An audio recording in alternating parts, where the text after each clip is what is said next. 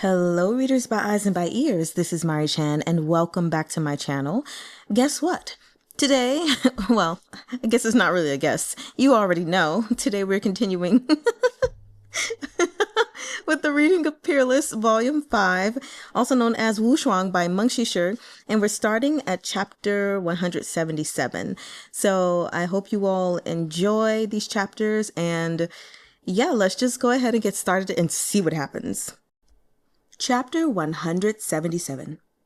Feng Xiao thought he'd meditated until his soul had fluttered out of his body and landed in a night soil cart. The noxious stench wafted in from both sides, so pungent it was like a solid wall as it closed in around him. Feng Xiao was about to ascend to nirvana. He itched to transform into smoke and vanish from the world. His obsession with cleanliness had begun in childhood. During his martial arts training, his seniors had instructed him to do a handstand against the wall to build his strength and will.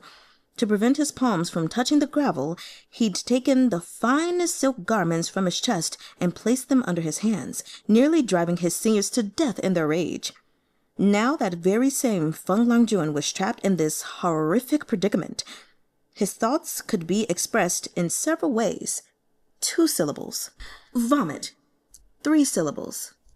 Disgusting. 4 syllables. I'll murder them. 5 syllables. I'd rather be dead. Feng Xiao would rather have been attacked by Too-ahn, Qinghe, Shouw, and Yushu all at the same time than stay where he was a second longer and suffer this assault to his nose.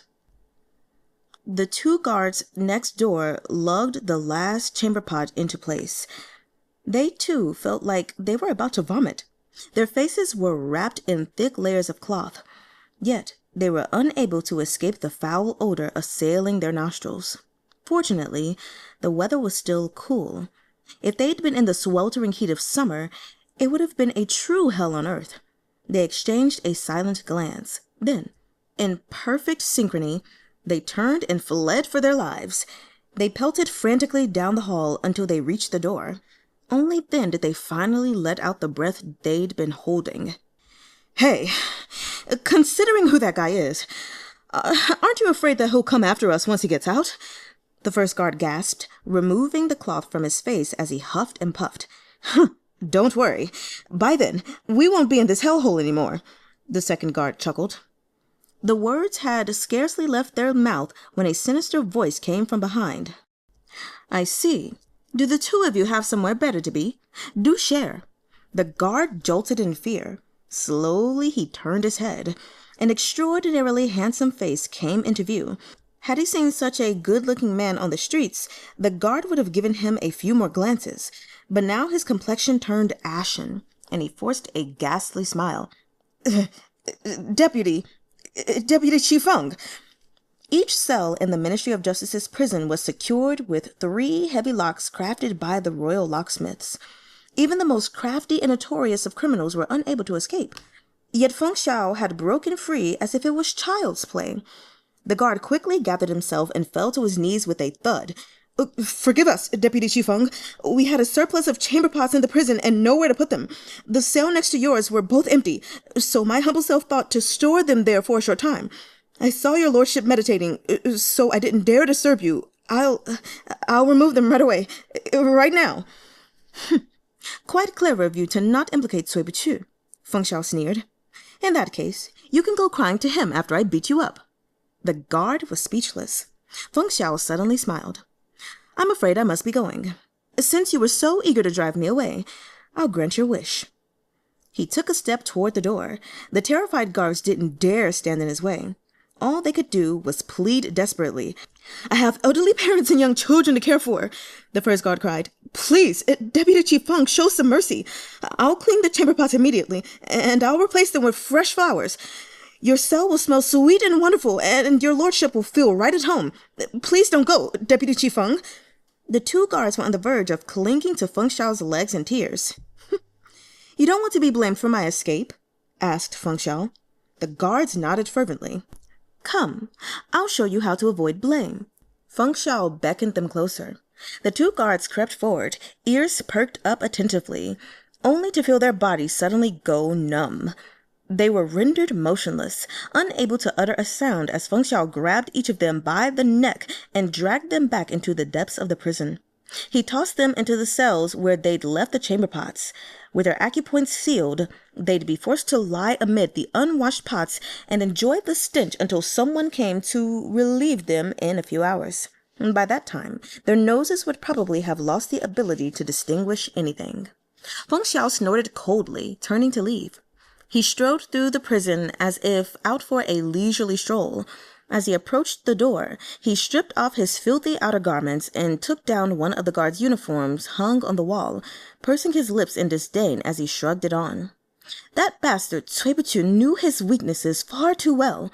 Feng Xiao felt as if his hair, his skin, his every pore was radiating a foul stench. He didn't know or care if it was day or night, or if the 13 floors of Yuwen were concocting some new and devastating scheme. At that moment, there was only one thing that mattered to him: finding somewhere to take a bath. Kuhezhen knelt on the ground and stretched out his left wrist. His skin was paler than that of most Guk Turks, and after arriving in the Central Plains, he had realized he was fair even compared to the average Han. While those in the Central Plains saw fair skin as a sign of beauty, the Guk Turks did not. His pale skin had made him the subject of mockery throughout his childhood and adolescence. Even as a Guk Turk prince, his status was precarious.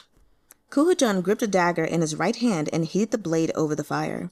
When it glowed red, he dragged the sharp edge across his wrist. Crimson beaded on his fair skin. The blood fought to reach the surface, where it swelled into heavy drops before trickling down in rivulets. He watched it drip, a slight smirk playing at the corners of his lips as if the act of self-harm was a thrill in itself.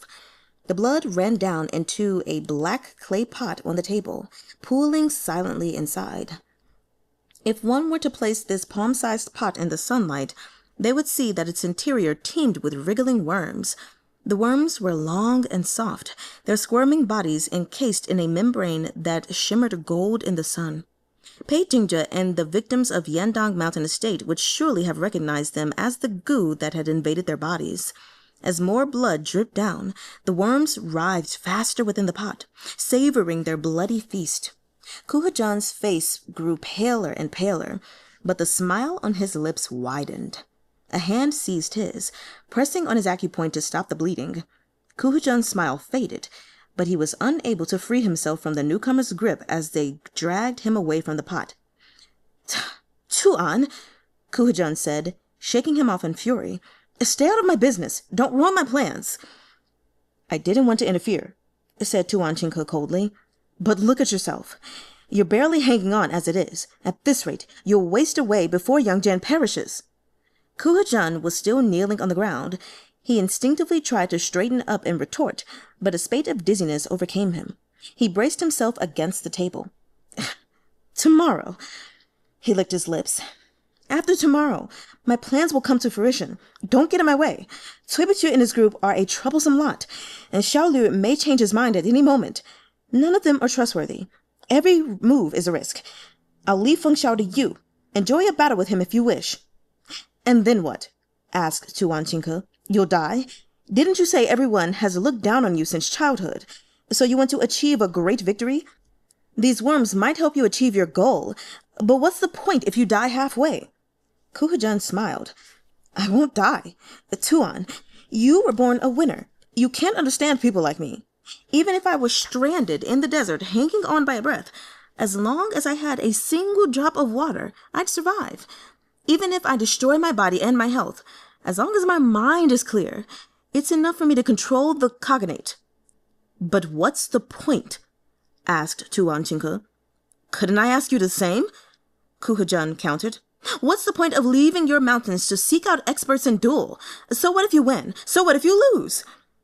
The path of martial arts is never-ending, but the kind of power you seek will lead you down the road of self-destruction." Kuhezhen sneered. "What about your shifu? Didn't Hulagu perish in his never-ending pursuit of martial arts? Human desire is always insatiable. The only difference is in what you desire." Too-ahn fell silent, the muscles of his jaws subtly tightening in displeasure. If he had more to say on the matter, he kept it to himself. Too-ahn. Kuhezhen softened his tone. We've known each other since we were children. Although our time together may be brief, you are a dear friend to me. I know you're only worried about me. Once all of this is behind us and I fulfilled my ambitions, I promise to find expert fighters for you to pit your skills against. I'll help you ascend to the pinnacle of martial arts. Your Highness, said Tuan Qinghe, what exactly are you trying to do? I want Yang Jian dead, Kuhezhen said slowly. He still has many sons. Kuhezhen shook his head. His sons are young, and they lack their father's charisma. They don't pose a single threat. The Yuwen clan had long borne a grudge against him over the usurpation, while Princess Tsong-jing has been pushing father to wage war in the south for years. Once Yang Jian dies, the southern dynasty will be overjoyed. They'll be first to take advantage of the situation. The northern dynasty will be thrown into chaos. If we, the Guk-Turks, make the most of our opportunities, we can march south and seize great swaths of land, allowing us to unite the eastern and western cognates. By then, you'll have one foot in the grave. My father promised that once I complete this task, he'll grant me the position of Yabgu. Tuan Qinghe didn't answer, but his expression proclaimed his thoughts as clearly as any words. You're so mistrustful, yet you believe him? Kuhezhen's face grew paler, and his lips flushed redder. The sunlight streaming over his features granted him an inexplicable allure. Tuan Qinghe knew Kuhezhen hadn't always been like this, but his body had been eroded by poison and depleted of vital energy. He was a man drained dry. The more potent the poison, the stronger its backlash. This was a universal law. Of course I'd never place my hopes in anyone else. I've also planted a gu in my father. Kuhezhen smiled. I have plenty of ways to ensure he keeps his word. And once you're Yabgu, you won't covet the position of Kagan? Kuhezhen shook his head. I haven't thought that far ahead. My experience and reputation aren't enough to convince people, and I can't plant a gu in everyone. Compared to playing at being the intimidating Guk-Turk Kagan, perhaps it's wiser for me to pull the strings from the shadows. This is the last time, said Tuan Qinghe. I won't help you again. Kuhezhen sighed. Thank you. Sunset of the 16th day of the first month found Tsway Boo-qoo leaning on a table, head in hand, having surrendered, at least briefly, to sleep. He'd been asleep for almost a day and a half since the morning of the Lantern Festival. His endurance was beyond the limits of most ordinary people, but he'd held on through sheer willpower. Until now. He'd only let his guard down a little, intending to sit and organize his thoughts, but had drifted off to sleep instead. Outside, the sky blazed a golden red that slowly gave way to a dazzling purple as light began to bleed from the world. It was difficult to rest comfortably in this position. Tsway Boo-qoo's brow furrowed slightly in his sleep. He dreamed that Feng Xiao had immobilized all his acupoints, leaving him unable to even blink. He demanded Tsway Boo-qoo admire his glory and splendor, ordering him to compose a poem before he'd let him go. Tsway Boo-qoo was adept at setting people up, but composing poetry? He'd never learned anything of the sort. Fuming, he cursed at Feng Xiao, who burst into laughter and gave him a shove. He tilted to the side and startled awake. Someone was sitting in front of him. In the dimness, he recognized Jiangsun Bodhi. I didn't light a lamp, Jiangsun Bodhi said. I didn't want to disturb you. What happened? Tsway Boo-qoo rubbed at his nose. Jiangsun shook his head. Nothing important. You can keep resting. Just a small matter. Speak. Feng Xiao broke out of prison. Tsway Boo-qoo looked back at him in silence. Chapter 178. Where did he go after breaking out? Asked Tsway Boo-qoo. No one knows. The Zhejian Bureau hasn't seen him. He walked right out of the Ministry of Justice's own prison, so his escape was impossible to conceal. His Majesty already knows, of course, but the news is being kept under wraps as much as possible. After speaking to the Emperor, Ming took someone else to the prison, then told everyone Feng Xiao had surrendered and returned to his cell. But this was merely a ruse to stop the news from spreading. Everyone involved would know it wasn't the real Feng Xiao. If Deputy Chief Fung had run, he'd never willingly return. Jiangsu and Bodhi expected Tsway Boo-qoo to explode in rage over Feng Xiao complicating things at such a critical time. But surprisingly, Tsway Boo-qoo was calm. An odd expression passed over his face. Then he nodded his head in acknowledgement. "The Buddhist ceremony will be heavily guarded," said Jiangsu and Bodhi. "But if the enemy has an expert like Shouw with him, Ming-yue and I might not be enough." Feng was an exceptional martial artist and an indispensable ally. If he didn't make an appearance tomorrow, they might be in grave trouble. "If he hasn't shown himself, there's no point in worrying about him," said Tsway Boo-qoo. "Shouw was badly injured in their battle at the tavern and has yet to fully recover. He'll be fighting at only 70 or 80% of his full ability. If you and Ming-yue combine your efforts, it should be enough." Jiangsu disagreed. "There's still Too-ahn Qinghe. The Guk-Turks have had their sights set on the Central Plains for as long as anyone can remember, but this is the capital. His Majesty is surrounded by many experts. If Too-ahn Qinghe wishes to attack him, he can't accomplish his goals alone. If we reinforce our defenses too openly, we might drive the enemy to devise even more strategies against us. We'd be wiser to adopt a more passive approach. When the time comes, we'll take appropriate countermeasures." "You're saying you wish to use His Majesty as bait?" His tone wasn't accusatory. It was just the two of them in the room. No third party would overhear Jiangsu's question. They were in the open, while the enemy lurked in the dark. Even the most fortified armor had a weak point, and their defenses were spread thin over too many places and people. Flaws and vulnerabilities abounded. Luring the enemy in and adapting their tactics in the moment was the best course of action. Slowly, Tsway Boo-qoo nodded. Jiangsu was silent for a moment. "Understood. I'll summon personnel and make thorough preparations." Tsway Boo-qoo coughed a few times. "Don't be nervous. Many things seem beyond our control, but in reality, the danger is not as great as it seems." "What do you mean?" The sun had sunk completely below the horizon, and the last remnants of twilight had faded away. Darkness shrouded the city. Tsway Boo-qoo shivered slightly and pulled his cloak tighter around him. Observing this, Jiangsu prodded at the flames in the stove. Soon the room was warm once more. The night of the 17th was unusually chilly. The authorities had reinstated the usual curfew after the incident at the Prince of Qing's residence. In a sharp contrast to the bustling atmosphere of the previous night, a deep silence had settled over the capital. Only faint sounds came from outside the hall, perhaps a soft whisper of falling snow. If not for the trial that awaited them, it would have been a serene night, perfectly suited for peaceful sleep. But Tsway Boo-qoo was not sleeping. "Shouw and Kuhezhen must have reached some agreement to work against us," he said calmly. "But Shouw has no foothold in the Tsway dynasty. If he wishes to usurp the throne, he must use a puppet, most likely someone close to the emperor. If he wishes to ensure a smooth transition, one of his goals must be to maintain stability. He might not wish to kill His Majesty. Kuhezhen is different. He desires chaos in Great Tsway. The more, the better. That's the only way the Guk-Turks will get the opportunity they want. His plans require the emperor's death." "We can't exploit this conflict between them," Tsway Boo-qoo concluded. "Their disagreement will give us our chance." Jiangsu sighed, the sound very soft. He had never been someone who sighed. This was the first time Tsway Boo-qoo had seen him so unsure.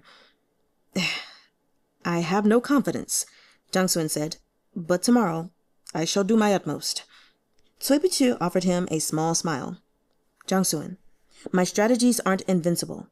Even the strategist Zhuge Liang made a misstep on occasion. I have no evidence that my deductions are correct. I, too, can only do my best." His face was flushed faintly pink from the heat of the stove, yet he still appeared alarmingly frail.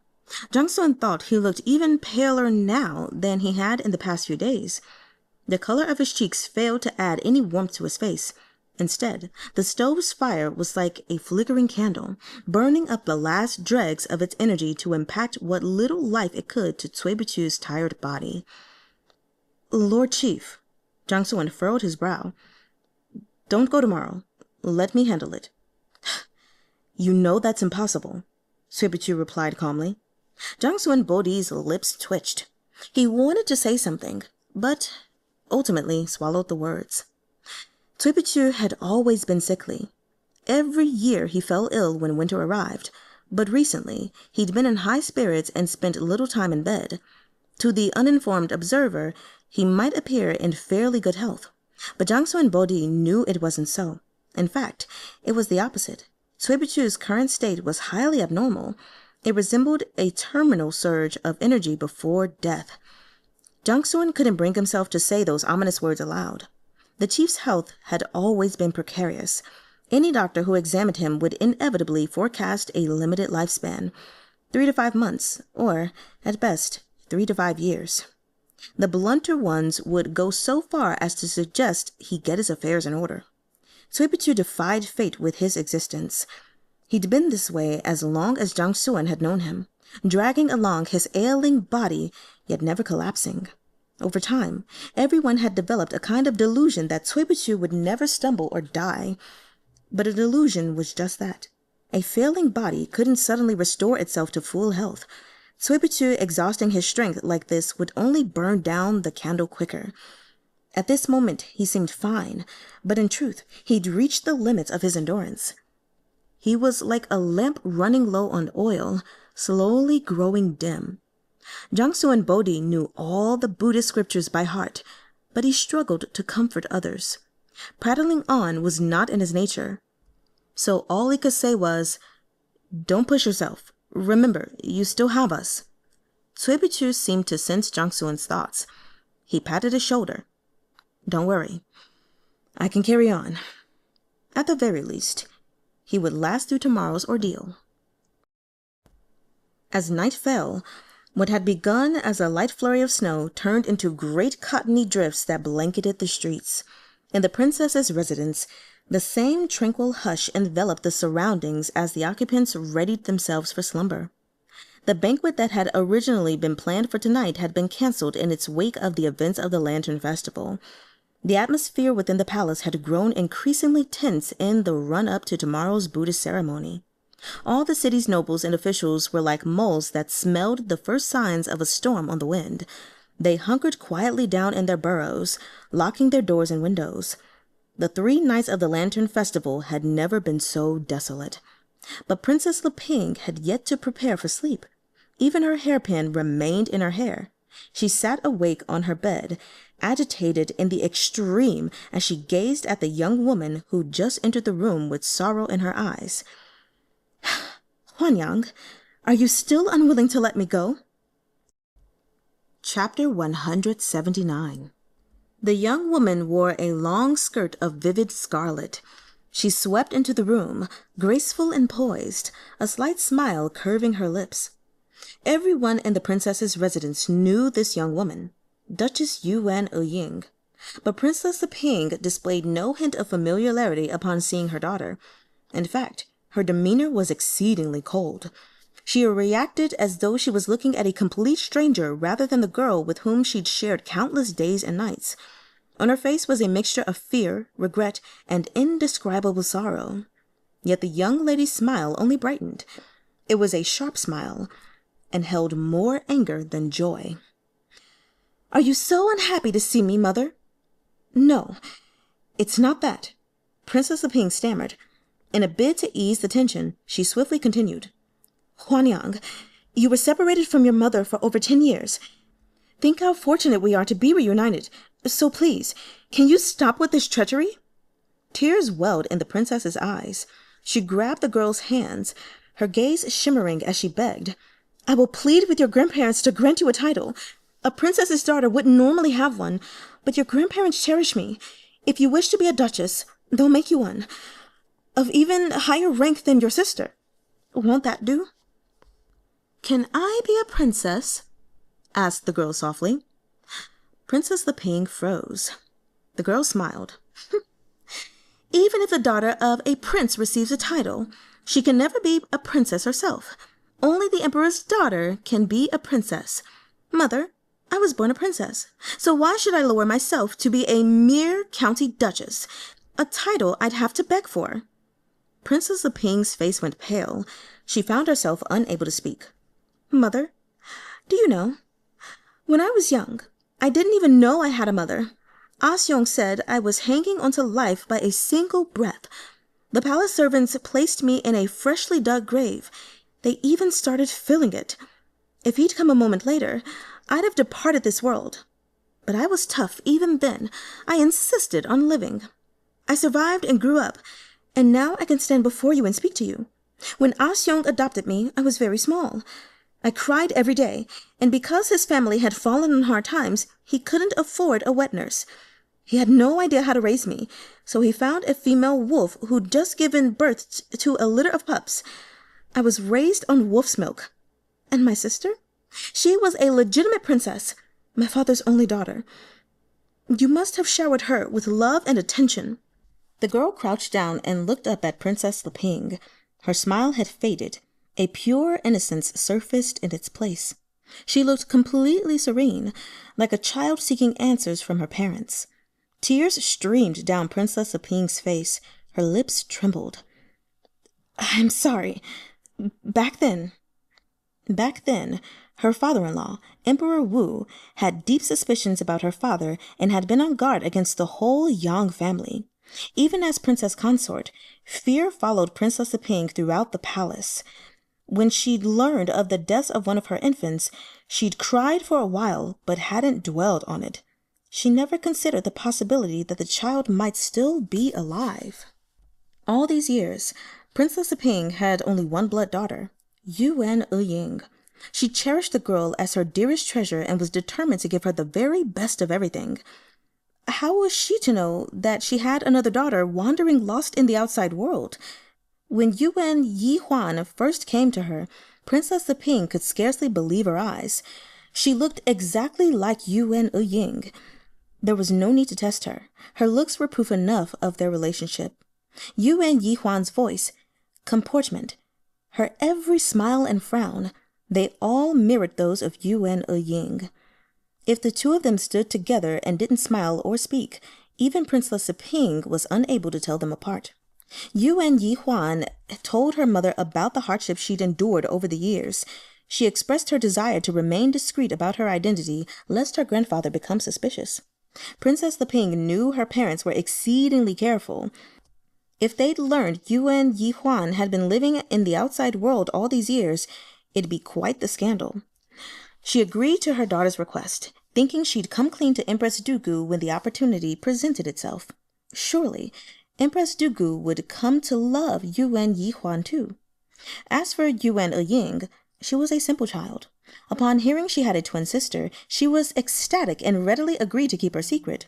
The princess and her daughters came up with a plan, and Yihuan and Yuwen-ah began to take turns showing up at the princess's residence, each playing the role of the duchess.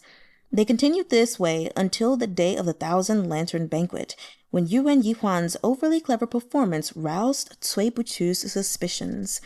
Tsway Boo-qoo wasn't the type to dismiss his own doubts. He thought carefully about the peculiar behavior of Duchess Yuwen that night, and by sifting through the scattering of clues, had already guessed most of Yihuan's story. But he could never have predicted that Shouw's infiltration of the princess's residence had begun so long ago. Princess Leping gradually discovered that her long-lost eldest daughter was not as naive or gentle as Yuwen-ah. The girl harbored a burning ambition. It was she who encouraged the princess to invest in Lingzang Pavilion and collect dividends from them each year.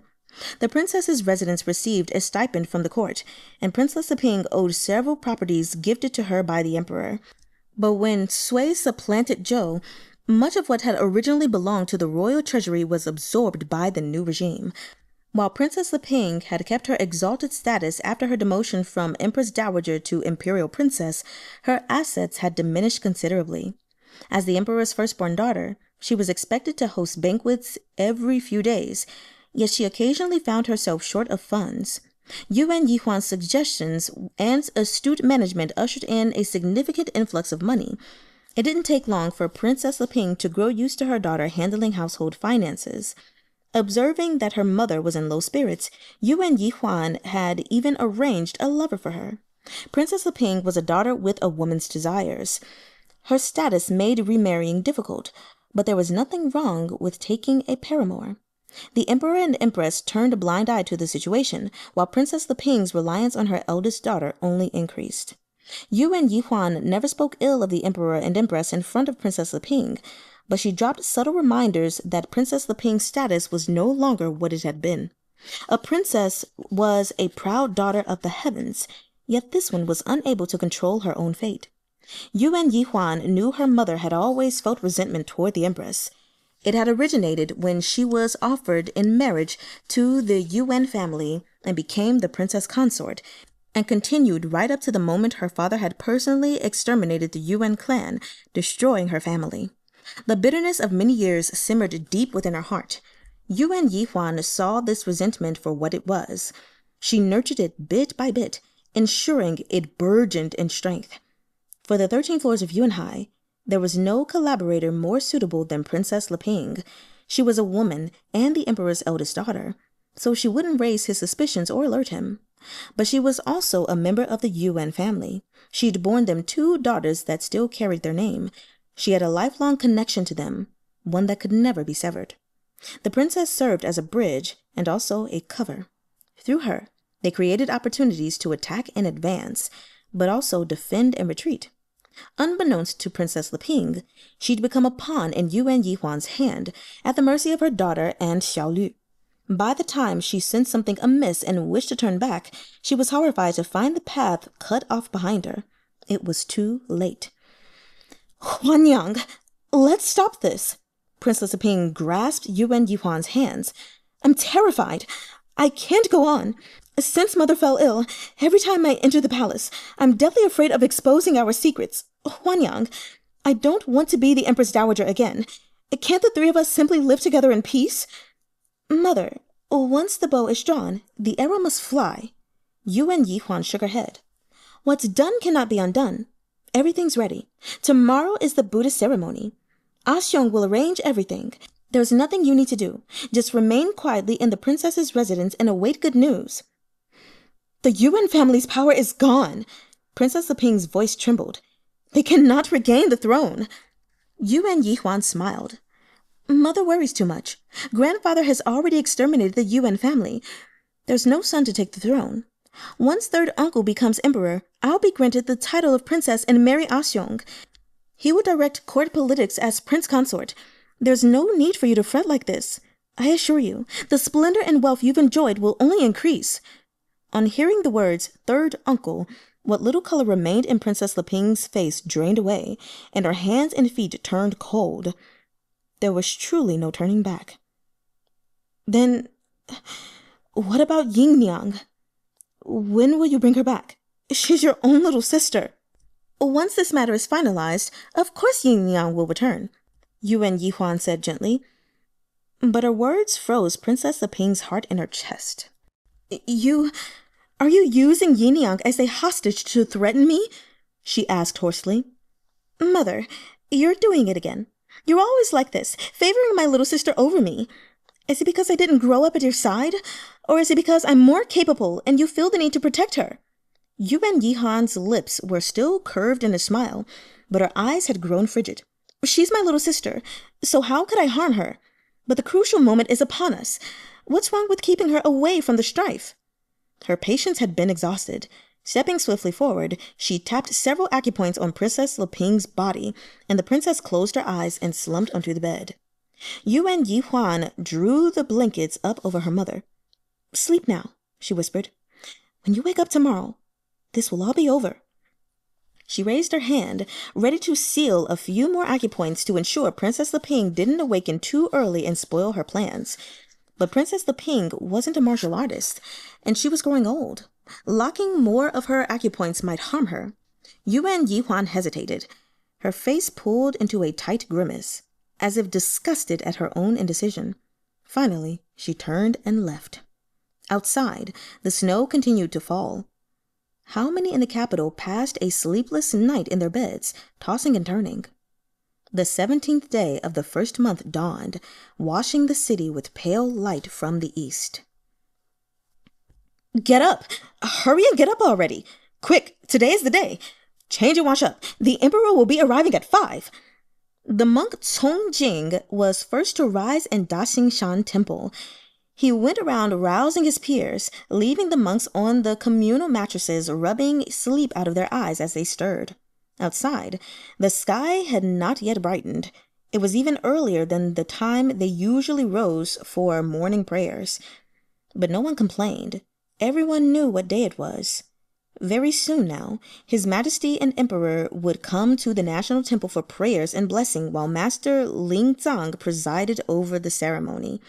One young monk in the center of the room slept at a distance from his peers, a cotton blanket crumpled between him and the others as a barrier. Tsong-jing shook his head. How fussy this junior was. How was the young man supposed to achieve enlightenment like that? Yet before he could give him a tap, Tsong-yoo-in sat up on his own. Tsong-jing was delighted. Huh, you're finally not sleeping in today, so you can do it when it matters. Hurry up and get ready. Tsong-yoo-in nodded and silently pulled on his clothes. Despite his nagging, Tsong-jing wasn't truly angry. Tsong-yoo-in had recently come down with a cold, leaving his throat sore and his voice hoarse. If not for the fact that they needed everyone they had today, his monastic siblings would have urged him to get some rest. Fortunately, Tsong-yoo-in didn't need to speak while serving at the ceremony. If he could get through today, he'd have plenty of time to recuperate. More importantly, Tsong-yoo-in was extraordinarily handsome. Whenever he stood near Master Lingzang, he looked exactly like one of those jade-faced youths who served the bodhisattvas. The monks all dressed and trickled out of the room, one by one. When Tsong-yoo-in saw that everyone had gone, he surreptitiously pulled out a jar of moisturizing ointment and applied it to his face. It couldn't be helped. The weather was dry. Chapter 180. Dawn's light was still faint on the horizon as Yu Qingze waited for his family to bring over his horse. He adjusted his jade crown and brushed off his clothes, then vaulted into the saddle, ready to head toward the palace gates. His wife, Lady Zhao, came personally to see him off. "Take care, my lord. Have a safe trip." The general nodded and set his heels to his horse's sides. The war between the Great Tsway and the Gukturks had come to an end just before the new year. He'd returned from the front lines to deliver his report in time to experience the Lantern Festival and had been summoned on short notice to accompany the emperor to the Buddhist ceremony. The emperor kept a small and carefully chosen company today. Only his most trusted ministers were permitted to join him for the ceremony. Nearly all the valued officials who participated in decision-making at the council hall were included. The presence demonstrated the great importance the emperor placed on this prayer ceremony.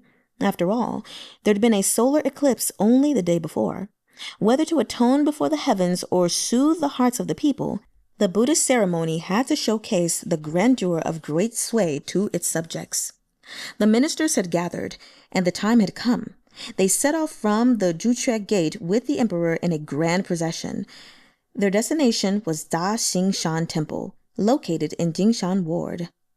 The snow on both sides of the road had been cleared overnight. Downy drifts still piled up on the rooftops, but this didn't impede travel.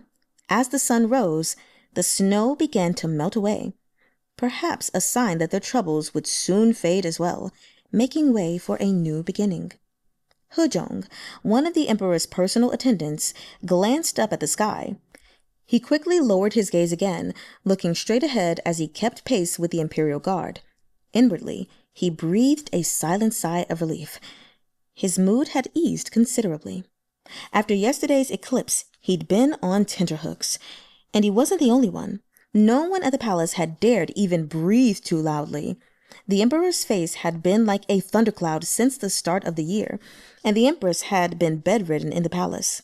After the upheaval at the Prince of Qin's residence on the night of the Lantern Festival, the emperor's mood had reached a new low. As an attendant who served the emperor so closely, Zhong naturally wasn't happy either. Court ministers often tried to curry favor with him due to his position, but in front of the emperor, Zhong had to walk on eggshells while still dutifully carrying out his responsibilities as an attendant. The Buddhist ceremony was something that couldn't be put off. They would have proceeded as scheduled even if a blizzard struck, but seeing the snow cleared filled him with new hope. May today go smoothly. No more snow. No more eclipses. Jong prayed in his heart. Those around him were all of the same mind. Soldiers had cleared the imperial street for the procession, and the shops on either side were tightly shut. Only the sound of hoofbeats and footsteps accompanied them down the road. There was no conversation or chatter. An occasional bird flew through the blue skies, its crisp calls echoing through the clouds. It had been a long time since Jong had felt this relaxed. Lulled by the sound of the birds, he lost himself in thought, his gaze sweeping over the ministers around him. The generals marched in front, clearing the way, and they were followed by civil officials. Even pillars of the nation, such as Yu Qingze, were among them. It was a reassuring sight. Only one face was conspicuously absent, Feng Xiao's. He'd been embroiled in the trouble of the Prince of Qin's residence, then escaped the Ministry of Justice's prison. No one had seen him since. Having Deputy Chief Fung here with all his martial arts would have been even more of a comfort. Jong recalled the emperor's stormy expression when the breakout was reported the previous day. In truth, Jong also found it hard to believe Feng Xiao was the culprit. But in that case, what was he trying to do? The emperor favored him immensely. If he wanted a higher rank and greater wealth, he needed only say the word. It made no sense for him to do something as absurd as attack the royal family. Nevertheless, the evidence was compelling. The crown prince, the Prince of Qin, and several others had all testified against him. Without a solid explanation, even the emperor was unable to help him. Jong's position was special, as he was often in close proximity to the emperor. Because he was tight-lipped and discreet, the ruling couple trusted him deeply. He knew many secrets that most people, even high-ranking officials, did not. For example, he knew that, some time ago, the chief of the Zoya Bureau had come before the emperor and empress. He had linked several suspicious events to the people around Princess Leping and even suggested that the princess herself was involved. At the time, Jong had been standing at the entrance to the hall. What he'd overheard had shocked him. He desperately wished he'd been born deaf and blind. He determinedly pretended he didn't know the Zoya chief had been there at all. But afterward, he noticed the emperor and empress putting distance between themselves and Princess Leping. They no longer sent her gifts as freely as before. When the incident had occurred at the Prince of Qin's residence, Jong's thoughts had turned at once to the princess. But Princess Leping hadn't been at the Prince of Qin's residence that night. She hadn't attended the banquet or even visited in the days leading up to the attack. With the princess cleared of suspicion, Deputy Chief Fung became the prime suspect. Jong would never voice his thoughts, but he had privately considered the matter numerous times. Unfortunately, the more he mulled it over, the more he found the truth shrouded in layers of fog, impossible to clear. If neither Princess Leping nor Deputy Chief Fung was the murderer who attacked the banquet, then who could it be? Surely it couldn't be Chief Tsway playing the villain to catch one. He suddenly noticed that Tsway Boo-qoo was not among the procession today either. Where had he gone? Honestly, things had been going awry since the start of the year. Should they change the name of their ruling era from Kai Huang to something else? The scent of incense grew stronger as they approached their destination, rousing Jong from his reverie. It was the rich, warm smell of sandalwood, unique to the temple. He raised his head and saw the swooping eaves of the majestic mountain gates standing before him. Clearing his throat, he called a drown-out, "Stop!" The imperial procession came to a halt. Jong bowed and lifted the tasseled curtain, helping the emperor alight from the palanquin. The emperor himself had requested this. He wished to walk through the mountain gates alone, without attendants, to demonstrate his sincerity. All the officials dismounted, falling into step behind the emperor. Master Lingzang, the temple's abbot, personally came out to greet them.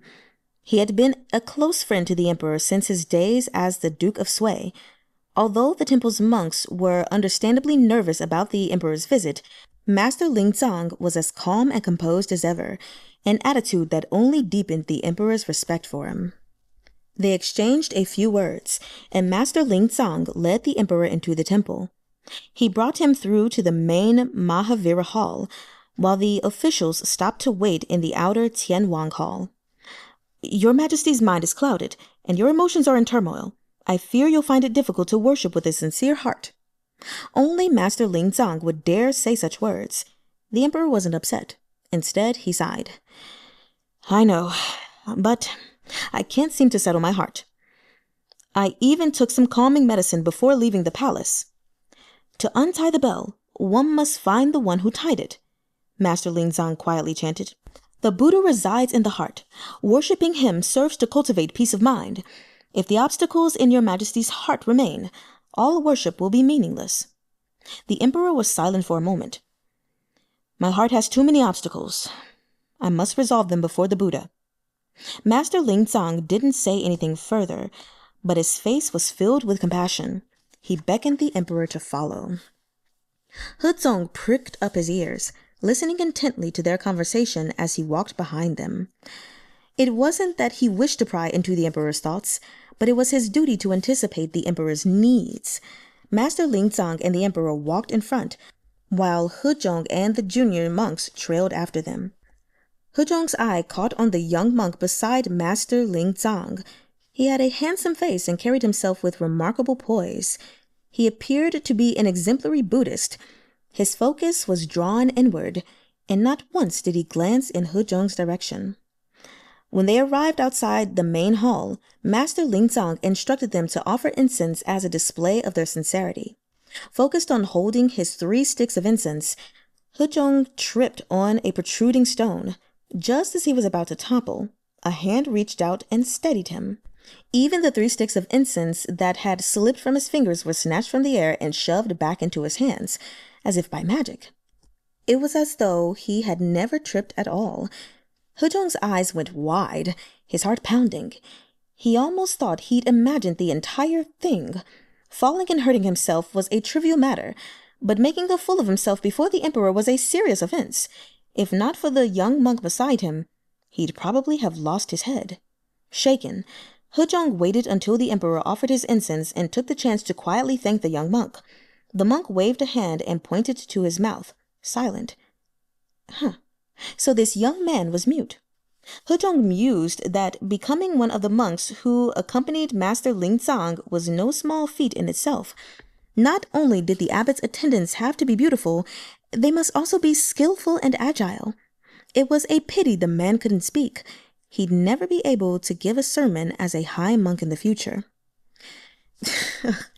Do we know who this monk is? Anyway, he glanced at the young monk, then inserted the incense into the burner and hurried after the emperor. The sound of Buddhist sutras drifted through Da Xing Shan Temple. Inside the main hall, the chanting seemed to wrap around them like a wall of shimmering gold, enclosing the temple in its protection. Even if it was only an imaginary barrier, Zhong grew steadily calmer. He gazed at the emperor, seated cross-legged in the center of the hall. Perhaps he was experiencing a similar sense of relief. Feng Xiao had no idea Zhong felt so sorry for him. So I was right. In fact, he hadn't intended to infiltrate Da Xing Shan Temple, but he'd only just escaped the Ministry of Justice and desperately needed to wash and change his clothes. Returning to the Zhejian Bureau was not an option. Only if he remained in the shadows would he pose a threat to the enemy. He'd been contemplating finding a brothel and pretending he was a wandering gentleman in order to rid himself of the stench when he passed Da Xing Temple. The smell of sandalwood and the soft sound of chanting had stopped him in his tracks. In the distance, a young monk happened to be returning to the temple. A brilliant idea bloomed in Feng Xiao's mind. He could never previously have given up all his worldly attachments, but things had changed. After marinating in the smell of the chamber pots for hours, his nose seemed to be broken. Everything still reeked. He needed to wash his hair 10 times at least. Psychological scarring was difficult to heal. Why not start anew? His neurotic need for cleanliness was the deciding factor. He crept up behind the returning monk, a young man named Tsong-yoo-in, and knocked him out cold. After tapping his sleep acupoints, he tossed him under the bridge on the outskirts of the city with some water and dry rations. The unfortunate young man wouldn't be back for several days, and Feng Xiao only needed one. Zhong's stumble was no accident. Feng Xiao deliberately led him toward the protruding brick. No matter how well one concealed their martial prowess, it was difficult to suppress reflexes. But Hu-jong's reaction had been that of an ordinary person. He couldn't be an infiltrator. Feng Xiao promptly turned his attention elsewhere. Throughout the day, he wandered all over the temple under various pretexts and seen no suspicious individuals. But it was possible they were too well hidden for him to find by simply walking around. Feng furrowed his brow, then smoothed it, reassuming the act of a silent and dutiful monk. The emperor sat on the mat for a long time, but the chanting failed to soothe him. A restless beast seemed to pace anxiously within his chest. The war with the Guk-Turks had lasted 3 years. The previous dynasty had attempted to secure peace with the Khaganate through marriage, but the Emperor of Tsway refused to compromise. He opted to steadily grind the Guk-Turks down. He sent envoys to sow discord among the tribes while also engaging them in open battle. This combination of soft and hard tactics had ultimately forced Ishbara Khagan to sue for peace. It was an achievement on par with those of Qin Shi Huang, first to unify the disparate nations of the land, or the legendary Emperor Wu of Han. The emperor himself was exceedingly pleased. Even if he didn't order it, future history texts would surely chronicle his contributions in vivid detail. Yet this joy had been unexpectedly dampened by a series of setbacks. Someone had sought to catch him off guard with the solar eclipse. This much was true. But while the enemy could bribe Hongyun, they couldn't control the heavens. Could it be that he really shouldn't have usurped the Yuwens? At last, the Buddhist rites came to a close, and the monks lining the walls quietly departed. At the center of the vast Mahavira hall, only Master Lingzang and the emperor remained. Even He-jong had retreated to a corner. Without waiting for the emperor's orders, he closed the doors, giving them privacy to converse. Master Lingzang and the emperor sat face to face, both silent. A long time passed. Was I too ruthless in eradicating the Yuwen family? The emperor seemed to be asking himself as much as Master Lingzang. Your Majesty already knows the answer in your heart, said Master Lingzang. Why do you ask me? The emperor's voice was hoarse. No dynasty yields to another without bloodshed. What choice did I have? His voice trailed off. Despite his justifications, he couldn't rid himself of his guilt. Master Lingzang sighed. Heads are not like chives, Your Majesty. Once you cut them off, they will not grow back. Your Majesty understands this well. Your recent disquiet is due to your own inner demons. However, this new dynasty you've established, one that stabilizes our borders and eases the burden of the people, has greatly benefited the common folk. Such progress would never have been possible under the previous dynasty. Each year, countless civilians on the borders face slaughter or capture at the hands of the Guk-Turks. The line between good and evil are not a clear one. You've taken lives, yet you've also done great deeds. We cannot generalize. Your Majesty does what Your Majesty must. Remember your guilt over the Yuwen family and become merciful. Hundreds of years from now, when all these events are history, the people of the future shall come to their own conclusions. The emperor's old friend was a monk through and through, and often spoke in abstruse terms that made it hard for ordinary folk to understand him. It was rare for him to offer such candid words of comfort. After days of being repressed, the emperor's emotions finally surged to the fore. Eyes reddening at the rims, he forced a smile. Truly, you understand me best. Master Lingzang's counsel had banished half his worries in one stroke. Allow me to recite a sutra for Your Majesty, suggested Master Lingzang. The emperor nodded. I would be obliged. Master Lingzang didn't overthink his choice. He casually recited a passage from the Surangama Sutra.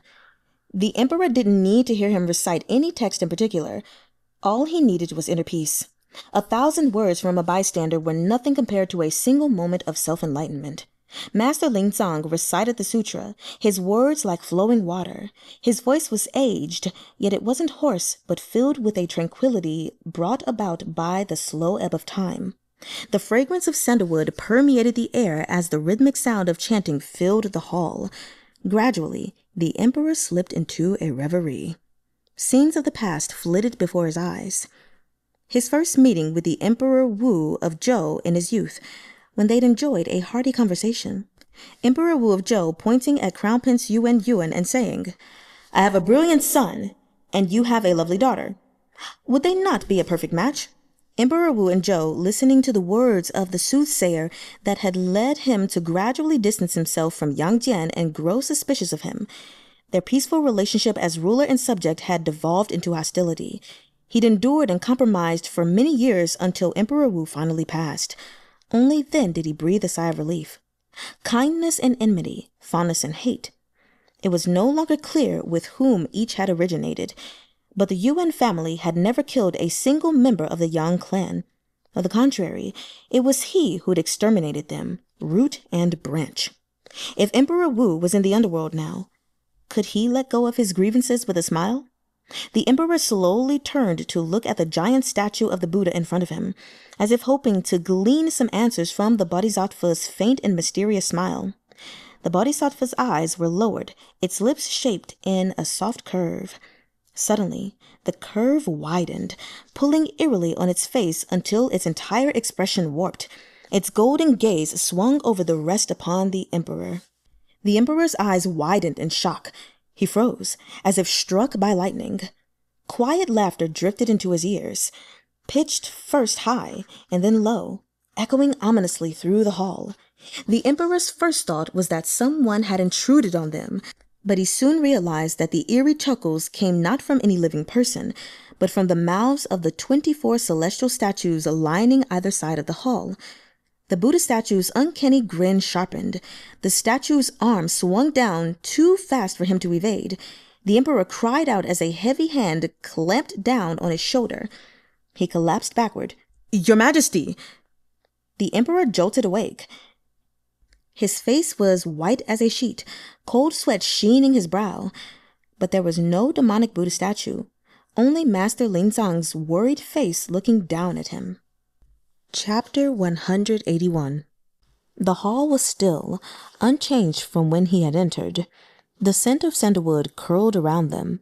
The bodhisattva's eyes remained lowered, compassionate and serene amid the ringing of Buddhist bells. The emperor gasped, his chest heaving. Only when his palms slipped on the mat did he realize his hands were so sweaty they'd almost soaked the cushion beneath him. His heart was racing. When he looked around, the statues still seemed to hold a hint of uncanny savagery. The eerie, indistinct laughter lingered in his ears, etched into his memory. What happened? You nearly succumbed to your inner demons, Your Majesty. Master Lingzang sighed. The emperor's mental distress was more severe than he thought. He was in a temple surrounded by Buddhas, awash in their bells and sutras, yet he was becoming more and more agitated. I heard the howling and weeping of ghosts, the emperor said. They clung to me, refusing to rest. They tried to drag me to hell with them. The emperor's back was still clammy with sweat. Somehow, he felt this place was tainted, though he knew it to be impossible. Daxing Temple had been renowned for 300 years. What wandering ghosts or malevolent spirits would dare dance in front of the bodhisattvas who had stood here for centuries? He met Master Lingzang's eyes and found himself unable to speak this thought aloud. Perhaps I'm simply too tired.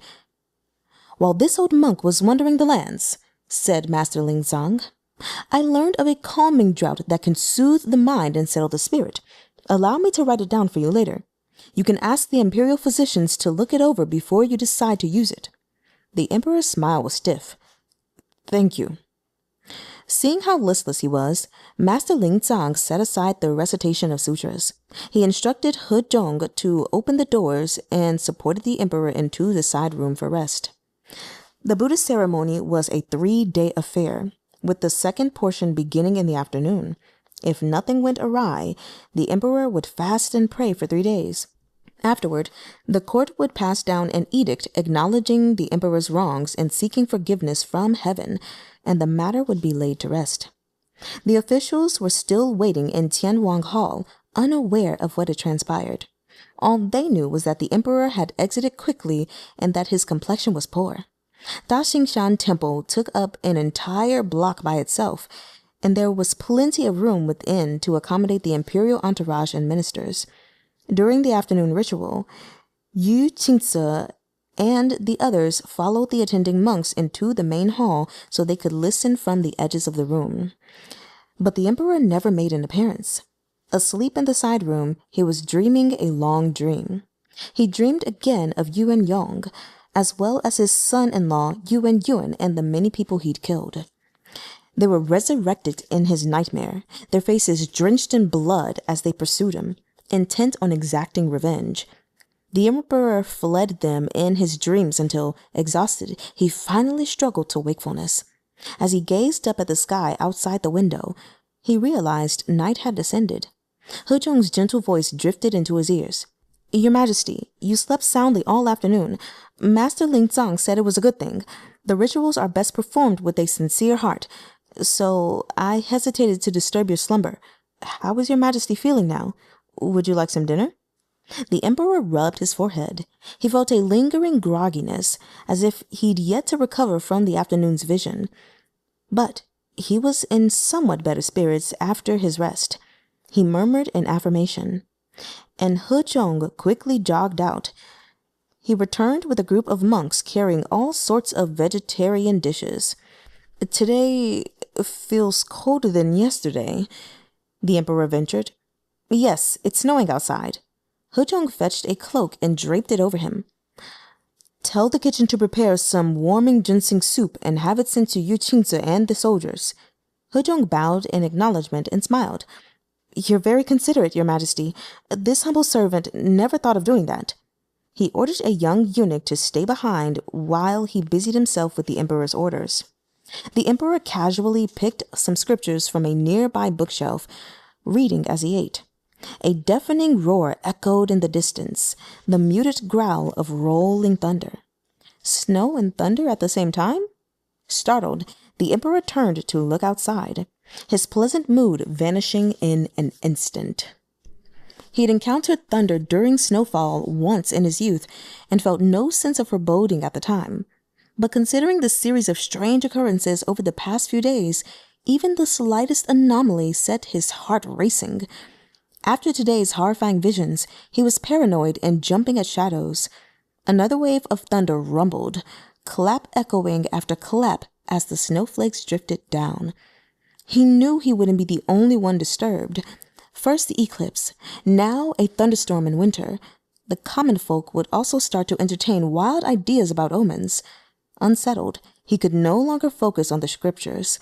He dropped the book on the desk. "Come," he said to the eunuch. "Let us go for a walk."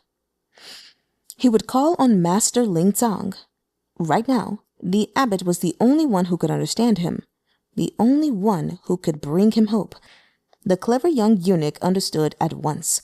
He hurried out, questioning monks along the way until he was told that Master Lingzang was still in the main hall, then returned to lead the emperor there. As night settled over the city, Da Xingshan Temple fell into a deep and unnerving silence. Guards patrolled the grounds, and torches cast a flickering light against the stone walls. Ancient trees thronged outside, their branches cloaking the paths that had been tranquil during the day in thick and eerie shadows. Perhaps it was the drop in temperature, or perhaps the sinister scenery. A shiver went up the young eunuch's spine. He dared not rub his arms with the emperor nearby, but he could feel the fine hairs on his body standing on end. At last they approached the main hall. Bright light spilled from the cracks in the tightly shut doors and windows. On a blizzard-filled night like this, leaving the doors open would only extinguish the candles. The young eunuch was about to step forward to announce the emperor's presence when the emperor held up a hand. He took a few steps forward himself and pushed the door open a crack. It was late at night, yet Master Lingzang was still in the hall. The emperor didn't wish to disturb him if he was attending to important matters. He peered carefully inside. What he saw left him frozen with terror. It was a sight he'd never forget for the rest of his life. Master Lingzang was indeed in the main hall. Though the hall was lit by bright candlelight, the abbot was the only one there. He sat cross-legged on the floor with the basin placed before him. The vessel was wide and shallow, like their paper-burning basins used in funerary rites. But this wasn't what caught the emperor's attention. He'd glimpsed something far more horrific. The basin was filled to the rim with bloody entrails. Master Lingzang scooped up gory handfuls, his head lowered as he shoved them into his mouth and chewed. Blood dribbled from the corners of his lips. As the emperor watched, he paused and licked the blood from his hands as if he hadn't had enough. The emperor's mind went blank. Was he still trapped in his nightmares? He staggered back a few steps, then his legs gave out and he fell to the ground. The young eunuch dove to help him, but was dragged down as well. Your Majesty, what's wrong? Your Majesty. Through the narrow crack in the door, he saw Master Lingzang's head turn toward him. A twisted grin split his blood-smeared face. Trembling in fear, the emperor forced a cry past his frozen throat. Help! Someone! Come quickly! As his voice rang out, the sounds of shouts and the distant clash of swords rose from the direction of the monks' quarters by the back courtyard. The emperor whipped his head around. What's happening? Protect His Majesty! The cry went up as the imperial guards around the main hall gathered swiftly before him. The emperor finally felt some small measure of relief. Shouw, he ordered the captain. Go find out what's going on. He paused, then pointed at the hall. And there. Go in and bring out Master Lingzang. The guards dispersed, leaving a small group clustered around the emperor, scanning their surroundings with weary expressions. Something terrible had happened, but the emperor wasn't worried yet. Yu Qingze and the others were still present. These were men who'd fought their way out of the battlefield, famous generals who'd slaughtered countless enemies. Whatever petty ruffians were causing trouble here were no match for them. Yet, just as the thought occurred to him, the guards surrounding the emperor suddenly cried out and crumbled to the ground.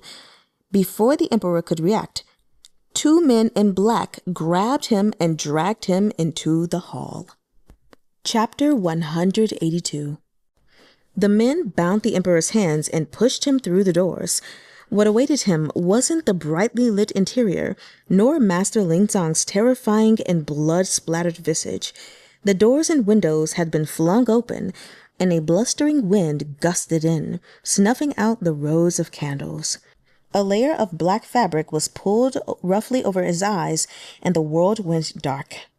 Even the sounds of fighting faded away as he was led along, until at last he heard nothing. What was happening? After calling out for his men twice to no avail, he realized with a cold finality that he was completely at the enemy's mercy. Yet even now he had an emperor's dignity. He tamped down his fear and panic, silently clenching his teeth to stop himself from crying out. Suddenly, he felt his arms being released. He yanked off the blindfold, but found himself alone, again greeted by a vast expanse of darkness. He looked around, completely lost. The darkness concealed everything. He had no idea where he was. A thin whine echoed in his ears, faint and indistinct, like the cries of wronged souls drifting from beyond the gates of the underworld. The sound was chilling, awakening sorrow and terror in the deepest parts of his heart. The emperor made no attempt to move forward. Considering his current plight, remaining still was the wisest course of action. If the enemy had laid traps in the dark, stumbling around might put him in grave danger. Until the enemy made a move, he wouldn't move either. The emperor could hear his own breathing. Even his heartbeat seemed deafening. His heart pounded faster and faster, and his eardrums pulsed in time. He tried to swallow, but found his mouth parched. This silent torture seemed to go on without end, until even the emperor's considerable patience reached its limits. Just as he was about to break down and speak, someone blew lightly on the nape of his neck. A gentle sigh sounded behind him. The emperor froze. What kind of monster are you? If you bear me some grudge, face me directly. These tricks are the tactics of a petty villain. They deserve only ridicule. He snapped. Your Majesty's unwavering composure in the face of danger is truly admirable. The stranger's voice was soft and slow, a stark contrast to the emperor's harsh and hurried scolding. Though there was still no light, he seemed capable of perceiving the emperor's every movement. The emperor attempted to shift away, but found himself frozen in place. He steadied himself. "Who are you?" The stranger didn't beat around the bush. "Shouw, the pavilion leader of the 13 floors of Yuan.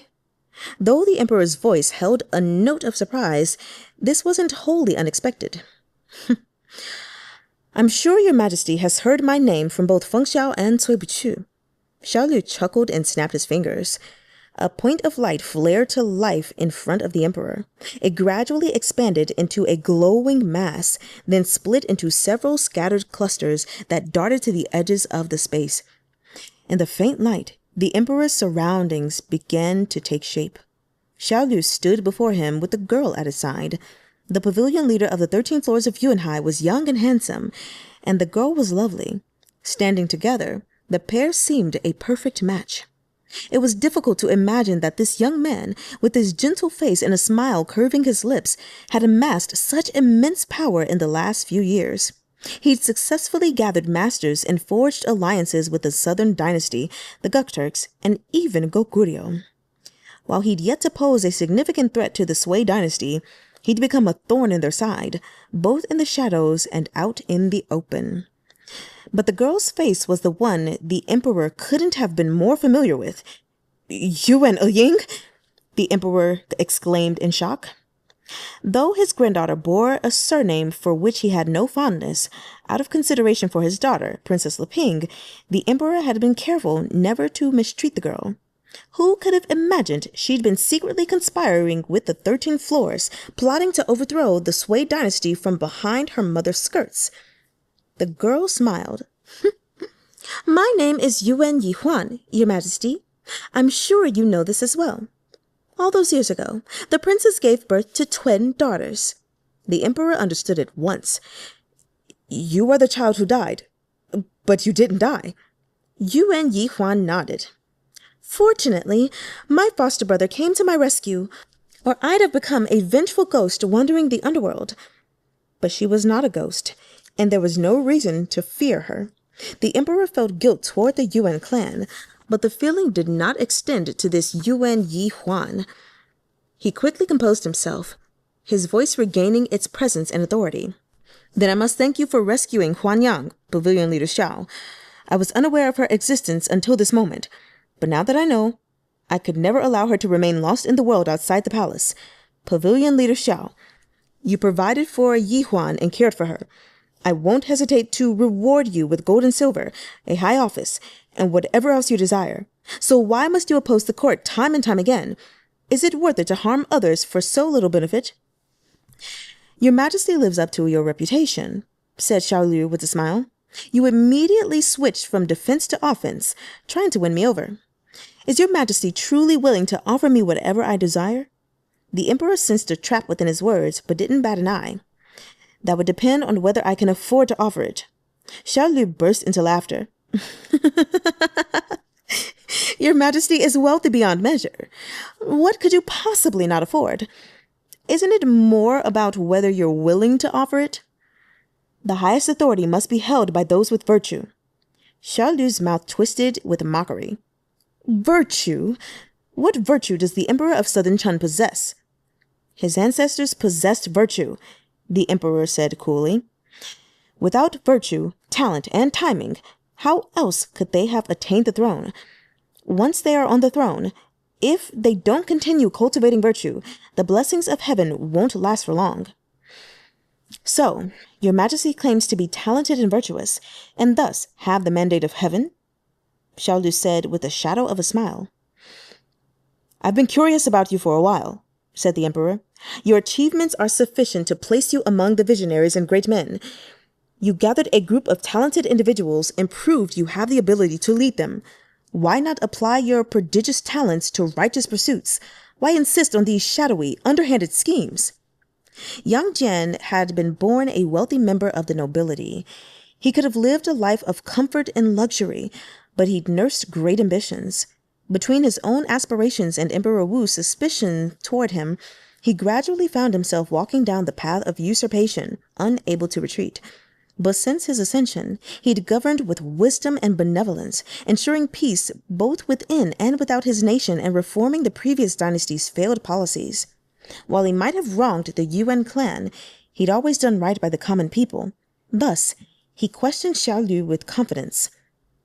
"Who decides what is righteous?" Shouw replied. "Those who steal bread to fill their bellies are punished, but those who steal kingdoms to feed their ambitions become lords. That's all there is to it." "Why try to provoke me?" asked the emperor solemnly. "I acknowledge that I stole the throne from the Yuwen family, but if Yuwen had governed with sincerity and valued talent, his nation would have fallen into my hands. The illusions I saw earlier were your doing, were they not? Even if you're unhappy with me, Master Lingzang is innocent. I beseech you to let him go." "Fear not. We'd never harm an enlightened monk who's pure of soul," said Shouw. "But it's no use trying to delay, Your Majesty. Do you know where we are?" "I did want to ask." "We are inside the belly of the Buddha." Da Xingshan Temple's most famous feature was its Mahavira Hall. Inside was a gigantic Buddha statue over 50 feet tall, cast during the Jin dynasty. It had narrowly escaped destruction during Emperor Wu's reign, and after Yang Jian ascended, he'd renovated the temple and had the statue gilded. The emperor had previously admired the statue from up close, but he'd never realized its hollow interior was so vast, or even that it was accessible. If Shouw and Yuwen Yihuan had been hiding within the statue, it was no surprise they'd been overlooked despite the strict security and thorough searches both inside and outside the temple. The emperor considered further. If Shouw and Yuwen Yihuan hadn't entered from inside the temple, did that mean there was a passage beneath the statue that led outside? Shouw watched the expressions playing across the emperor's face and smiled. "Your Majesty is a brilliant man. I trust you've guessed how we arrived." "Even if you've hidden a great army in here, it would be impossible to bring them in with no one the wiser," the emperor said. "Your Majesty misunderstands. The sounds of fighting you heard from the back courtyard weren't from my men. That was your own men slaughtering each other." "Impossible!" At this point, there was no need to hide anything. The goo was in the ginger soup. "As I'm sure you've guessed, there are a number of secret passages hidden beneath these Buddha statues. I had men light a hallucination-inducing incense within them, which wafted out through the openings in the statues. Sandalwood incense is a strong scent. Once my incense mingled with it, it was hard to detect." The emperor's expression darkened. "So you made Master Lingzang do those awful deeds with this incense?" Shouw smiled. "Everything you saw was an illusion. Lingzang is devoted to the impermanence of Buddhism. His heart bears no shadow. The incense is useless on him. All I did was induce him to lie down and rest quietly for a while. After all, my true target was you, Your Majesty." He turned his head and called into the darkness. "Are you ready?" The emperor instinctively followed his gaze. His eyes drew wide. A figure stepped forth from the darkness. The man's appearance, stature, clothing, and mannerisms were identical to his own. Shouw smiled brightly. "How long do you think you can delay, Your Majesty?" So this was why Shouw had so patiently entertained his questions. The impostor had watched everything, observing the subtle nuances of his voice and expressions. "Almost there," the impostor said. "Please let him speak a few more words, Pavilion Leader." His voice sounded like it had come from the emperor's own lips. The emperor burned with fury. He'd never expected his enemy to have this card up his sleeve. "You only have yourself to blame, Your Majesty." Shouw's voice was laden with regret. "Your security is too tight. Every time my men tried to infiltrate the palace, they were identified by the Zhejian Bureau. I had no choice but to resort to more unconventional methods. Rest assured, once this man takes your place, he'll issue an edict saying you're abdicating and make arrangements for the rest of the Yang clan. Your esteemed name will remain untarnished. The history books will still call Your Majesty a wise emperor who established the imperial examinations and subdued the Guk Turks." The emperor had resolved not to say another word, but at this, he couldn't contain himself. "Who will believe this impostor? Do you take the empress and ministers for fools?" Shouw smiled. The confidants who supported your ascension, such as Liu-fang and Zhong Yi, are already dead. Then there's the solar eclipse, a clear sign that the heavens themselves deem you guilty for usurping the Yuwen clan's throne. Your Majesty spent 3 days in repentance at Da Xingshan Temple, then resolved to follow Emperor Wu's example and abdicate to become a monk. What does it matter if the Empress and ministers don't believe it? It only matters that the common folk do. The Prince of Cheen is already in contact with the commander of the Imperial Army. Between them, they'll focus on consolidating military power and earning the trust of the people. As for Empress Dugu, it's unfortunate that she's so ill. She should continue to rest. "You're delusional," the Emperor roared. "Enough," said the impostor. He stepped up to the Emperor and reached out to touch his face, stroking it as if trying to work out the structure of his bones.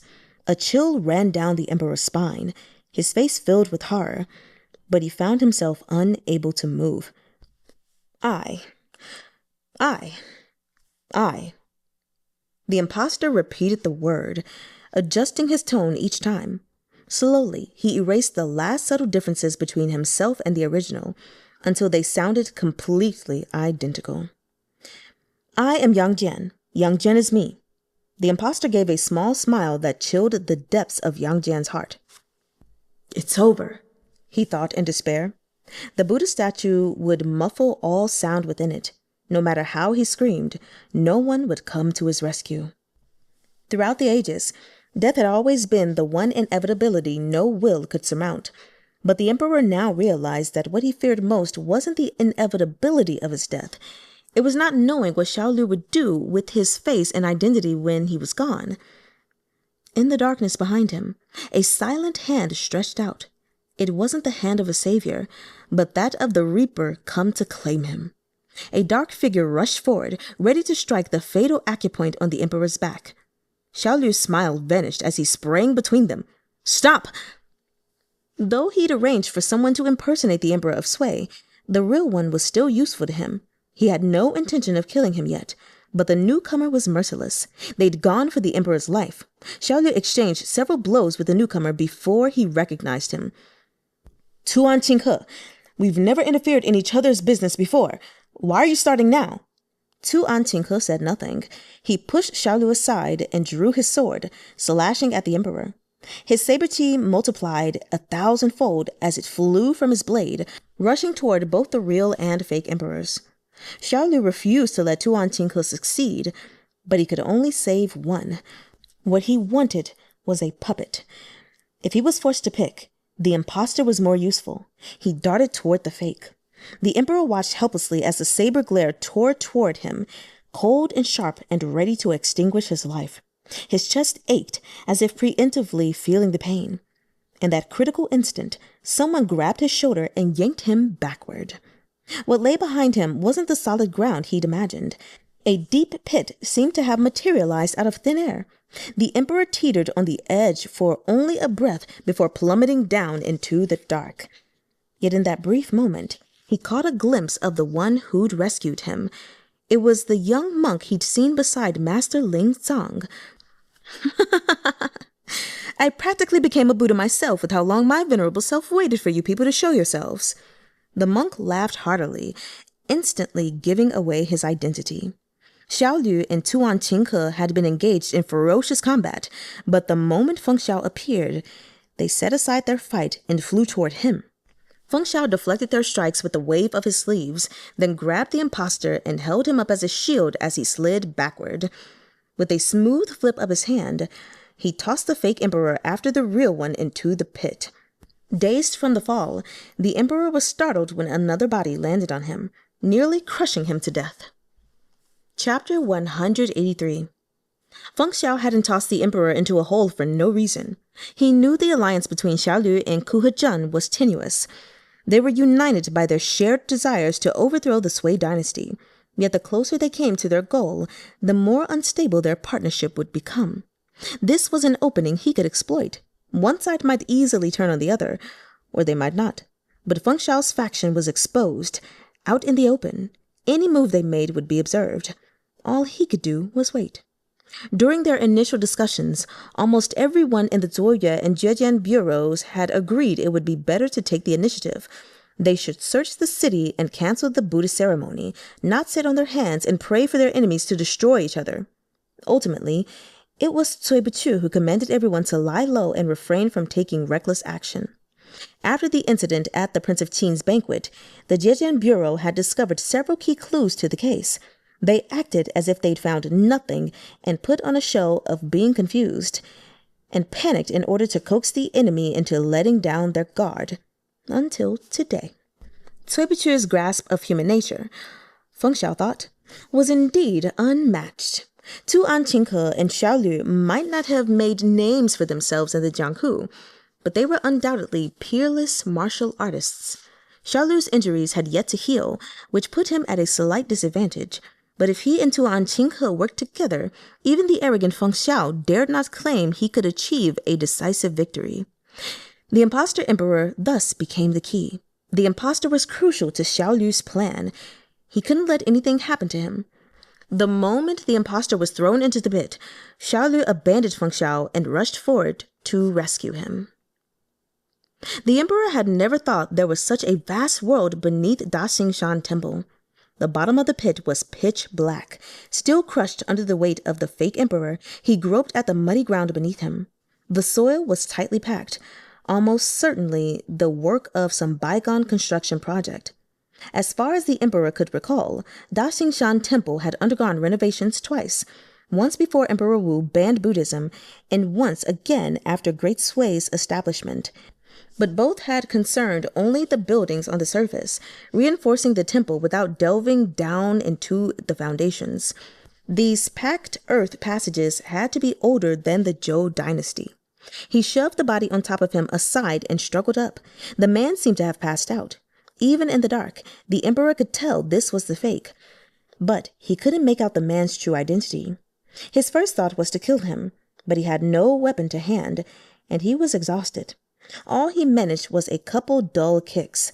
The emperor panted harshly, his anger still simmering. How was he supposed to escape this place? Could Feng Xiao extricate himself and save him? What was even happening up there? His mind was in a fog. There was too much he didn't know.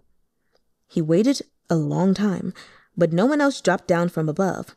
He had no choice but to take matters into his own hands.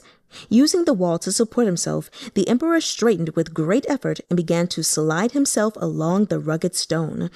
He groped along for a while before noticing something. When he paused to carefully explore the wall a second time, he realized that what he touched wasn't merely rough earth. It was a carved mural. By touch alone, he guessed that it depicted galloping horses. Some people were leading them, while several others stood with cupped hands. A bodhisattva stood upon a throne of lotus flowers.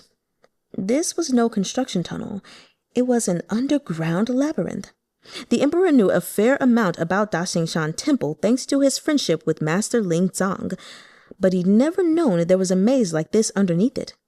If it stretched out under the entire temple complex, the labyrinth must be massive, and was practically riddled with traps and dangers. Cold sweat sprang up on the emperor's back. He stopped walking.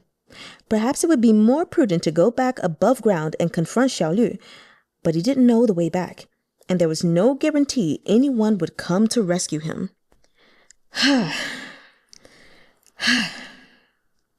A familiar sound echoed around him, coming in starts and stops from all directions at once.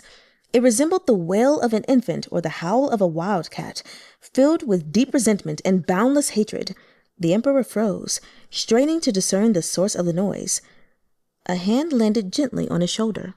All the blood rushed to his head as he twisted away, trying to shake off the hand gripping him. A voice cut through the darkness, one that was exceedingly familiar. "It's me, Your Majesty." The words were followed by several coughs. "Tsway Boo-qoo." The emperor's heart was pounding so fiercely that when he tried to speak, he also choked and began to cough. The sound echoed in the darkness. "How big is this place?" the emperor wondered. Another voice rang out. "Your Majesty." This was a familiar voice as well, the deputy chief of the Zhuoye Bureau, Zhang Bodhi. The emperor calmed his racing heart and gasped. Shh. In an incredible breach of propriety, Jang Bodhi clapped his hand over the emperor's mouth, cutting him off mid-word. There is a monster in here, your majesty. It's best to speak as little as possible, Tsway Boo-qoo said in a low voice. The emperor's heart leapt into his throat once more. What kind of monster? How did you get down here? In fact, before the ceremony, Tsway Boo-qoo had instructed Miaoyu and Ming Yue to enter the palace and search the library for Da Xing Shan Temple's building plans. The palace library housed a vast collection of books, some as old as the Han Dynasty. Although many of the oldest scrolls had been lost to various wars, a sizable number survived. Locating the plans for a 300-year-old temple in a single night was no simple task. But Ming Yue and Miaoyu had succeeded, locating the plans of the temple amid a pile of old papers. They weren't the originals from the Jin dynasty, which had presumably been lost sometime during the wars and the Jin dynasty's move south. The earliest preserved versions were from the later Qin dynasty and detailed the temple's construction history and architectural design. As Da Xingshan Temple had been renovated several times since then, these preserved plans differed greatly from the temple as they now knew it. Qin Miaoyu hadn't understood why Tsway Boo-qoo went to such lengths to acquire the plans. She thought he was grasping at straws, until he pointed out a particular passage in the documents. When the temple's construction began, the emperor ordered the workers to dig an underground labyrinth to protect the 8 treasures. This underground palace is much larger than the Mahavira Hall. It connects the inside to the outside, uniting above and below. Just a few stilted lines, short and without context, but they left her scratching her head. What were inside and outside? And what did it mean to unite above and below? Tsway Boo-qoo knew the emperor would be in the Mahavira Hall during the morning and afternoon ceremonies. He'd be listening to sutras and engaged in worship while his attendants and ministers stood to the side praying and offering incense. Xiaolu's attention was sure to be completely focused on the emperor during this time. Thus, earlier in the day, Tsway Boo-qoo had brought Jiang Suan and the others to quietly search the area around the temple. All their efforts paid off when they discovered a hidden tunnel beneath a pile of debris in a narrow alley bordering Jing Shan Ward. There were several layers of earth beneath the bricks. The passage hadn't been used recently. It seemed Xiaolu's faction hadn't noticed it at all. Upon entering, they discovered that the labyrinth below was just as expansive as Da Xingshan Temple above. It had a series of branching connections arranged according to the Bagua, a Taoist symbol consisting of 8 trigrams arranged in an octagon. Each of its 8 sides held a chest containing a sarira of a high monk from the past. All manner of venomous creatures surrounded these precious chests, guarding the treasures within. Tsway Boo-qoo and Jang Bodhi plunged into the labyrinth and navigated the various obstacles together. Between them, thanks to both Tsway Boo-qoo's expertise in arrays and mechanisms, as well as Jang Bodhi's martial prowess, they managed to evade all the traps and reach the emperor. But the emperor no longer remembered where he'd fallen down, and now there was an even greater danger skulking nearby. A monster glowering at them from the darkness, ready to pounce and tear into its prey. We're not sure what kind of creature it is, only that it's dangerous, said Tsway Boo-qoo. It's bizarre, yet intelligent. Even Jang Suan was not its match. We fled from it. We must prevent it from finding us again. Jang Suan bit his lip, but said nothing. Tsway Boo-qoo's description was cryptic. He hadn't told the emperor that the creature wasn't just ferocious, its appearance was horrifying. Even Jang Suan had no desire to recall what he'd seen. He was acutely aware of the great danger they were in, and less confident than ever that he could bring them all out to safety. All right, you guys. I actually read a little more than I intended to by 3 chapters? Yes. So I'm going to be 100% honest with you guys. I don't have a lot to say about the chapters that have just been read. I sincerely need to just digest them for real. But I can comment on a couple of things. So I guess going all the way back to chapter 177 or 177, when it was talking about Feng Xiao and his meditating. It was quite interesting because when it mentioned that he was becoming detached, I was like, haha, like a monk. Which I guess, if you guys have seen the video, the picture I showed, well, now it completely makes sense. Okay, just that whole scenario. But anyway, a filthy smell was brought over and it made him feel so filthy and dirty that in the end he was like, okay, well, since I'm passing Dashing Shan or whatever temple, I'll just start all over. That man is such a clean freak that he cut off all of his hair, that luxurious hair, just to get rid of the stench, because it was like he had to wash his hair 10 times and he still felt like he was just all messed up. So anyway, that explains why we have a bald Feng Xiao. So it is what it is. And of course, he has broken out of prison, and yay, because clearly we needed him to do that. And of course, Tsway Boo-qoo is not surprised at all. In fact, it was well within his plans for Feng Xiao to escape, because had he not, who else would be able to truly protect the emperor, right? So it was like, yes, on one hand, he could look more guilty because he escaped the prison. On the other hand, if he didn't escape the prison, then the emperor was for sure doomed. So it was necessary for him to do so. Anyway, moving forward to the next chapters, I guess, 71, 78 through 79, we have it officially revealed that yes, Princess Leping had 2 daughters, not just Yuwen, but Yuwen Yihuan, which is not fun to say, by the way, Yuwen Yihuan. And they are twins, spitting image, girl never died. In fact, she was rescued by Shouw himself, and he acted as her brother, and he helped raise her and everything. And now she's here to take back what's hers, not hers, you know? Because she just cannot be satisfied. And it sucks because Princess Leping fell for the trap, basically, when she was like, don't tell the emperor and the empress about my existence or whatever, because, you know, it could cause suspicions and issues and everything like that. And of course, what mother wouldn't be overjoyed to know that their child that they thought had died was still alive? And she understood that, yeah, it could cause complications. So she was like, okay, sure, I'll keep it a secret. Only to realize that, like, no, this daughter's tripping. Not only that, but she kidnapped the other daughter, Yuwen. So poor Princess Leping, she got. And I guess that just is what it is. But then we move on to the emperor, essentially. Well, first, I do want to say that I thought it was cool that some of the chapters were giving us his assistant's perspective, He-Jong. Really nice. But anyway, so going to this Dashing Shan temple and whatnot, the emperor is preoccupied for obvious reasons, right? A lot of bad things, or bad omens, if you will, have been happening, and he's concerned. And so this great friend of his is like, hey, you've got some heart demons that you need to settle. Not only that, there's this very handsome monk at this temple, which it was funny because when I saw that, I was like, huh, he's very handsome? Feng Xiao, maybe? And then I had another note and I was like, why do I have a feeling this is Feng Xiao? When it said He-Jong like tripped and then he was quickly saved by the monk.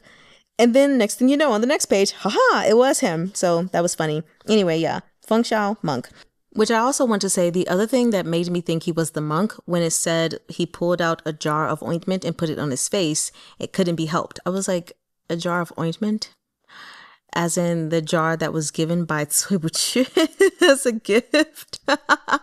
So yeah. So the emperor is chilling and talking to his friend, Master Lingzang. And then he goes into thought and basically his inner demons are taking over. Like he's having all of these emotions and thoughts and guilt about what he did and whatnot, which is totally understandable. And yeah, that's pretty much that.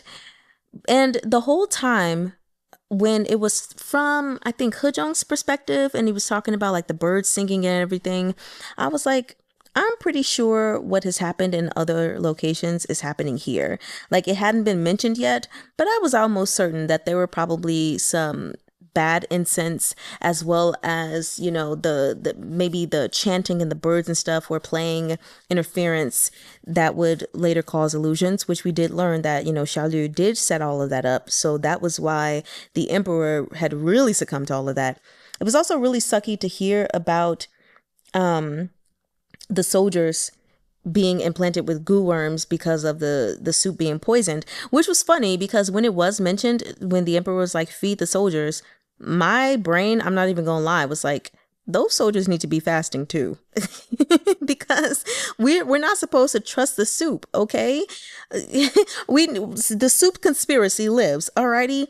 Nevertheless, that is what it is. So we'll just see how much damage was truly done, since we know that Tsway Boo-qoo and Feng Xiao were there and clearly had some plans set up.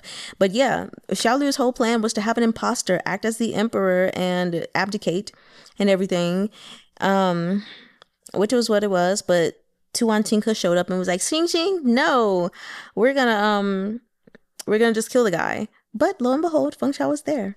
And so was Tsway Boo-qoo down in the hole. So we'll see what this strange creature is. And it was funny because for a second, seeing that they were like in a labyrinth, it was pitch black and everything. It reminded me of Thousand Autumns when Shen Qiao and Yan Wushi, along with Cheng Gong and all of his people, went into that temple that was in the desert and underground and everything, and there was those spiders and then those weird monkey monster things, and I was like, I wonder if it's those. But considering that it said the appearance was horrifying, that even Jangsun Bodhi didn't want to recall what he had seen, I thought, okay, maybe it's not those, because I don't remember the terrifying monkey things being described as that horrifying to look at. Like, they weren't pretty, but I don't think they were horrifying. Nevertheless, I guess we'll see in the next chapters. I hope you all enjoyed these. If you need to listen slow, listen again or whatever, please do so, because this was a lot to digest.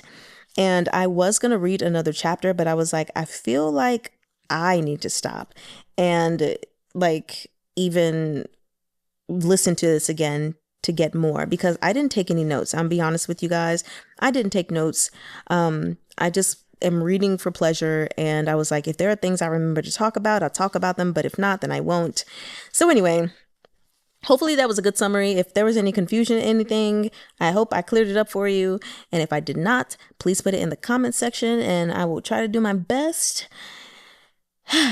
Anyway, you all have an excellent evening and I shall see you all next time. 我爱你们. I'm not really sure why they did it like that.